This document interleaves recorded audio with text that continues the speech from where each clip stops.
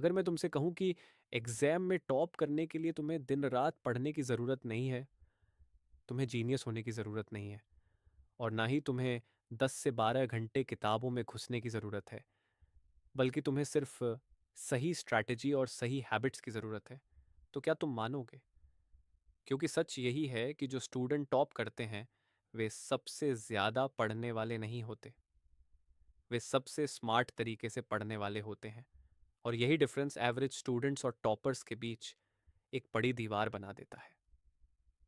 आज लाखों स्टूडेंट्स मेहनत करते हैं, घंटों पढ़ते हैं, लेकिन फिर भी एग्जाम में अच्छे मार्क्स नहीं ला पाते।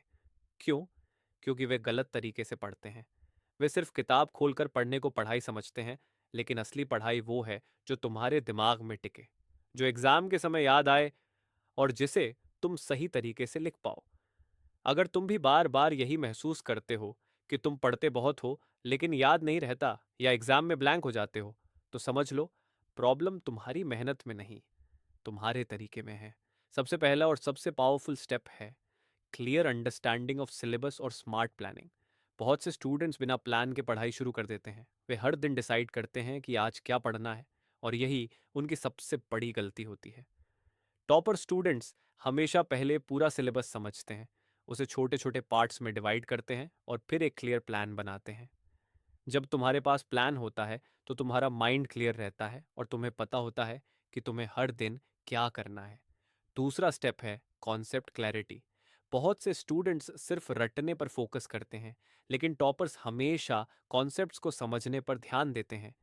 जब तुम किसी टॉपिक को डीपली समझते हो तो उसे याद रखने की ज़रूरत नहीं पड़ती, वह अपने आप तुम्हारे दिमाग में बैठ जाता है। इसलिए पढ़ते समय खुद से सवाल पूछो, ये क्यों हो रहा है, इसका रीज़न क्या है।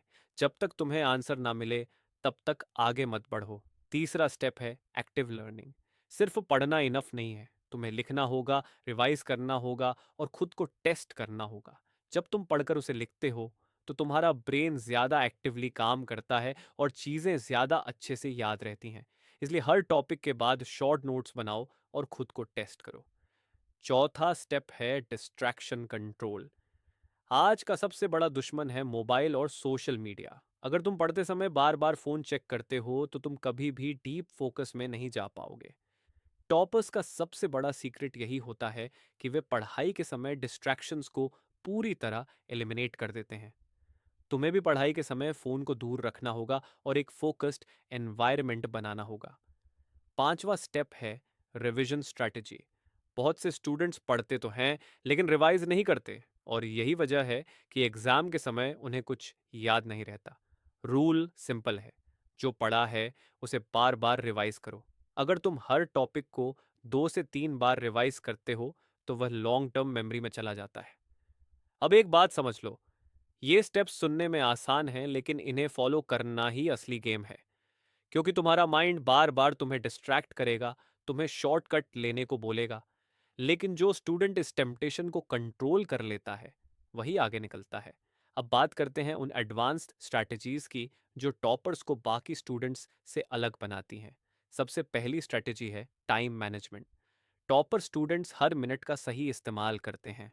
वे रैंडमली पढ़ाई नहीं करते, बल्कि टाइम ब्लॉक्स बनाकर पढ़ते हैं। जैसे 50 मिनट पढ़ाई, 10 मिनट ब्रेक। इस टेक्निक से तुम्हारा फोकस बना रहता है और तुम ज़्यादा प्रोडक्टिव बनते हो। दूसरी स्ट्रैटेजी है प्रीवियस ईयर क्वेश्चंस। अगर तुम एग्ज़ाम में टॉप करना चाहते हो तो तुम्हें यह समझना होगा कि एग्ज़ाम कैसे आता है। इसके लिए पिछले साल के क्वेश्चन सॉल्व करना बहुत ज़रूरी है। इससे तुम्हें पैटर्न समझ में आता है और तुम टारगेटेड प्रिपरेशन कर पाते हो। तीसरी स्ट्रैटेजी है सेल्फ टेस्टिंग। टॉपर स्टूडेंट्स सिर्फ पढ़ते नहीं हैं, वे खुद को बार बार टेस्ट करते हैं। मॉक टेस्ट्स देते हैं, क्वेश्चन सॉल्व करते हैं और अपनी मिस्टेक्स एनालाइज करते हैं। क्योंकि जब तक तुम अपनी गलती नहीं समझोगे तब तक तुम उसे सुधार नहीं पाओगे। अब बात करते हैं माइंडसेट की, जो सबसे ज़्यादा इंपॉर्टेंट है। टॉपर बनने के लिए सिर्फ स्ट्रैटेजी काफ़ी नहीं है, माइंडसेट भी स्ट्रांग होना चाहिए।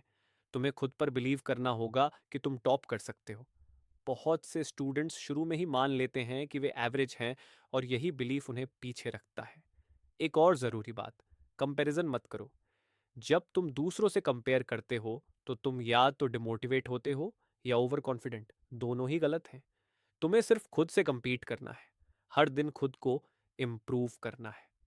अब इमेजिन करो, अगर तुम इन सभी स्ट्रैटेजीज और हैबिट्स को फॉलो करना शुरू कर दो तो क्या होगा?